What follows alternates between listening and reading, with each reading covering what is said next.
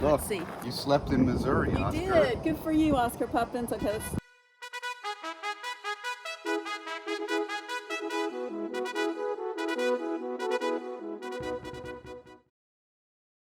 The New Madrid. Tell me about New Madrid. Okay. I was going to be funny, but my wife said I can't be funny, so. I'm going to be the editing fool, because that's what you're really good at, is the editing. And so I'm going to drink my coffee and reset. And okay. So there in New Madrid, Missouri, there's a major earthquake fault. Unlike the San Andreas, it's a lot deeper. You can't really see evidence of it at the surface, but it's there. And it went off on December 16th, 1911, and the aftershocks continued well into 1812. And by the way, it's probably overdue to go off again, and there weren't a lot of people there in 1811, but now we got St. Louis and Memphis. I'm just saying, people might want to think about that. But anyway, so in 1811, 1812, when the earthquake and aftershocks were going on and all kinds of chaos ensued, the ground heaved, the Mississippi River flowed the wrong way for a while, and people got really, really spooked. And so they decided, well, we're not staying here anymore, we're getting out of Dodge. And some went back east with their tail between their legs, and some said, well, let's continue on out west. But either way, they had to sell their land, and John Hardiman Walker, a cattleman and speculator, he decided not to move, and he took advantage of the situation to buy up all the land from the fleeing people for pennies on the dollar. So now we move forward to when it's time for Missouri to become a state, carved out of the much larger Missouri Territory. Missouri Territory encompassed what is today Missouri, Arkansas, most of Oklahoma, Iowa, parts of Minnesota, Kansas, Nebraska, very, very big. And but when it was time for becoming a state under the Northwest Ordinance, which talks about how territories become states and it has to do with population, the local population that's petitioning for statehood put together a state constitution, submit it to Congress, Congress votes up or down, and then we become a state.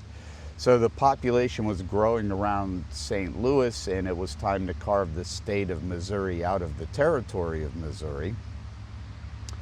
And so originally, and also because of the compromise, the Missouri Compromise, that the line of the southern border originally went at the latitude of 36 degrees and 30 minutes, 36:30.